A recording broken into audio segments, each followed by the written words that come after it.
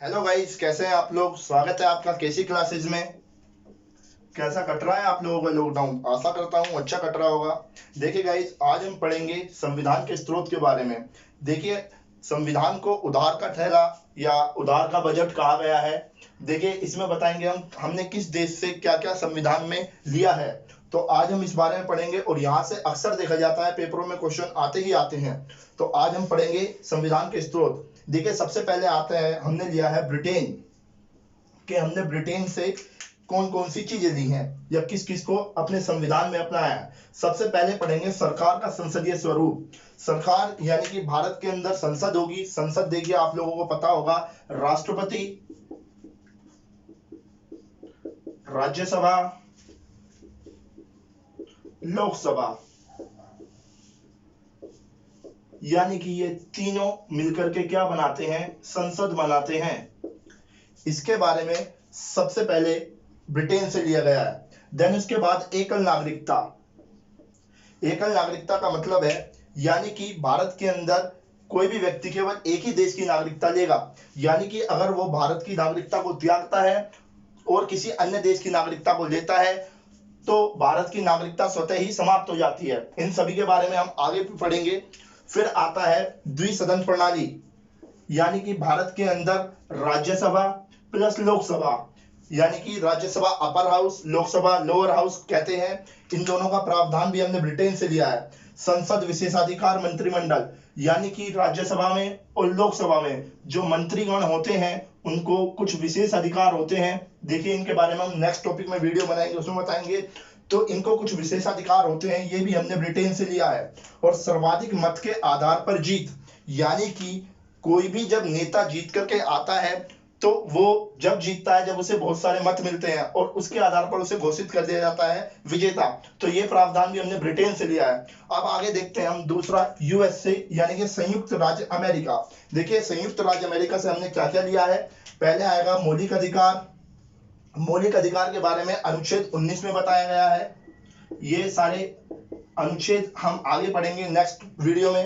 फिर वित्तीय आपातकाल। देखिए, वित्तीय आपातकाल अनुच्छेद 360 में बताया गया है कि अनुच्छेद 360 में वित्तीय आपातकाल लगता है। यहां से क्वेश्चन आता है कि भारत में अब तक कितनी बार वित्तीय आपातकाल लगा हुआ है। तो एक बार भी नहीं, एक बार भी कभी नहीं लगा भारत के अंदर वित्तीय आपातकाल। भारत के अंदर केंद्र सूची होगी, केंद्र सूची एवं राज्य सूची, ये भी प्रावधान हमने लिया है यूएसए से। जबकि हमने समवर्ती सूची का प्रावधान जो लिया है वो ऑस्ट्रेलिया से लिया है, ये आगे पढ़ेंगे। देन संविधान न्यायपालिका की सर्वोच्चता, यानी कि भारत के अंदर सबसे ऊपर संविधान की न्यायपालिका होगी। इसकी सर्वोच्चता के बारे में यूएसए से लिया गया है। स्वतंत्र न्यायपालिका, यानी कि न्यायपालिका किसी के भी अधीन होकर के काम नहीं करेगी, ये प्रावधान भी हमने यूएसए से लिया है। यानी कि न्याय की पुनरावलोकन की शक्ति, यानी कि जो जज अपना जो जजमेंट सुनाते हैं वो उस पर दोबारा विचार कर सकते हैं, लेकिन उनकी जो जज सुनाते हैं, जज जो निर्णय सुनाते हैं, अगर वो पुनरावलोकन होता है तो उसमें बड़े जज बैठते हैं, तब जाके इस शक्ति का यूज होता है। राष्ट्रपति का निर्वाचन, यानी कि भारत के अंदर राष्ट्रपति होगा। अनुच्छेद 52 में कहा गया है भारत के अंदर राष्ट्रपति होगा। और क्या कहते हैं, उसकी निर्वाचन शक्ति, उसको निर्वाचित करने की, और उस पर महाभियोग का महाभियोग किस तरीके से लगाया जाए, ये यूएसए से लिया गया। भारत के अंदर उपराष्ट्रपति का पद होगा, ये हमने यूएसए से लिया है। भारत की प्रस्तावना हमने यूएसए से ली है। देखिए, यहाँ पे बताना चाहूंगा आपको कि भारत की संविधान की प्रस्तावना और संविधान की प्रस्तावना की भाषा, ये दोनों अलग अलग है। ये अभी आगे पढ़ेंगे हम लोग। सुप्रीम कोर्ट और सुप्रीम कोर्ट के जज को हटाने की विधि भी हमने कहां से ली है, यूएसए से ली है। फिर संशोधन प्रणाली, यानी कि भारत के संविधान में हम संशोधन कर सकते हैं, ये भी हमने यूएसए से लिया है। और राज्यों का अनुमोदन, भारत के अंदर राज्य होंगे, जैसा आज हम पढ़ते हैं भारत के अंदर 28 राज्य हैं और 9 केंद्र शासित प्रदेश हैं, यूटी हैं। तो ये प्रावधान भी हमने यूएसए से लिया है। अब आगे बढ़ेंगे गाइस, देखेंगे कनाडा से क्या क्या लिया है हमने। कनाडा से संघ एवं राज्यों के बीच शक्ति विभाजन। देखिए, भारत के अंदर कुछ राज्य हैं और केंद्र में सेंट्रल गवर्नमेंट है। इनकी शक्तियों के बारे में जो बंटवारा जो बताया गया है, ये कनाडा के संविधान से लिया है। देन उसके बाद अर्ध संघात्मक सरकार होगी, यानी कि केंद्र की सरकार अलग होगी और राज्य की सरकार अलग होगी। अवशिष्ट शक्तियों का सिद्धांत, यानी कि जो भी शक्तियां राज्य को दी गई हैं वो सब केंद्र के अधीन होकर के काम करेंगी।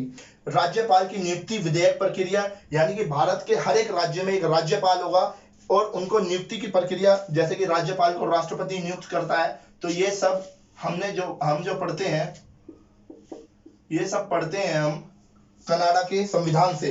और सशक्त केंद्र, यानी कि केंद्र जो होगा वो बहुत ज्यादा मजबूत होगा।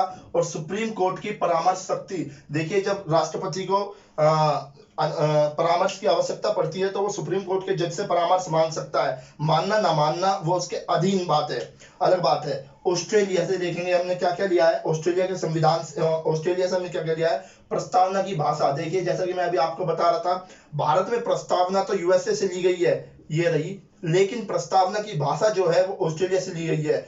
हम विदेशों से व्यापार करेंगे, ये हमने लिया है ऑस्ट्रेलिया से। भारत के अंदर समवर्ती सूची होगी, मैंने बताया था, राज्य सूची और केंद्र सूची हमने ली है यूएसए से, जबकि समवर्ती सूची का प्रावधान जो है वो हमने ऑस्ट्रेलिया से लिया है।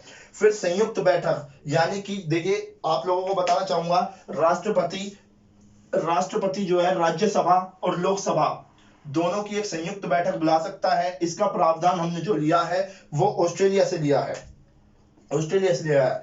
फिर वाणिज्य तथा समागम की स्वतंत्रता, ये हमने ऑस्ट्रेलिया से ली है। आगे देखेंगे आयरलैंड से क्या क्या लिया है हमने। आयरलैंड से लिया है हमने नीति निर्देशक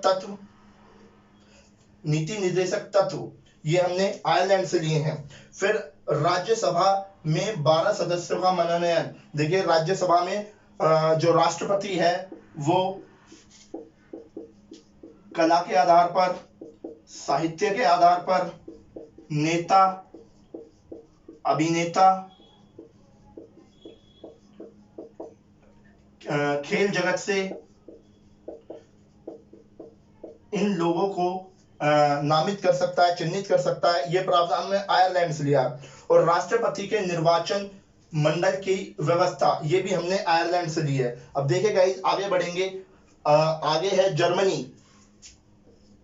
जर्मनी से हमने क्या क्या लिया है, आपातकाल के दौरान राष्ट्रपति की शक्तियों के बारे में जो बताया गया है वो जर्मनी से लिया है। और आपातकाल के समय मूल अधिकारों का स्थगन हो जाता है, यानी कि मूल अधिकार जो है वो स्थगित हो जाते हैं, ये हमने जर्मनी से लिया है। देन उसके बाद आता है दक्षिण अफ्रीका।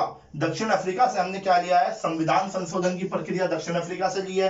राज्यसभा के सदस्यों का निर्वाचन, देखिए यहाँ पे हम राज्यसभा के सदस्यों का मनोनयन करते हैं, वो 12 सदस्य जो होते हैं, लेकिन सभी राज्यसभा के जो सदस्य होते हैं, जैसे कि 245 जो टोटल सदस्य हैं, सॉरी 252, ये जो टोटल सदस्य हैं, इनके मनोनयन के बारे में दक्षिण अफ्रीका के संविधान से लिया है। जापान से क्या लिया है, विधि द्वारा स्थगित प्रक्रिया और आपातकालीन अधिकार हमने लिए हैं जापान से। देन उसके बाद देखेंगे फ्रांस, गणतंत्र स्वतंत्र, जैसा कि भारत की प्रस्तावना में, संविधान की प्रस्तावना में शब्द है स्वतंत्रता, समानता, भाईचारा, ये सब हमने कहां से लिया है, ये सब लिया है हमने फ्रांस से।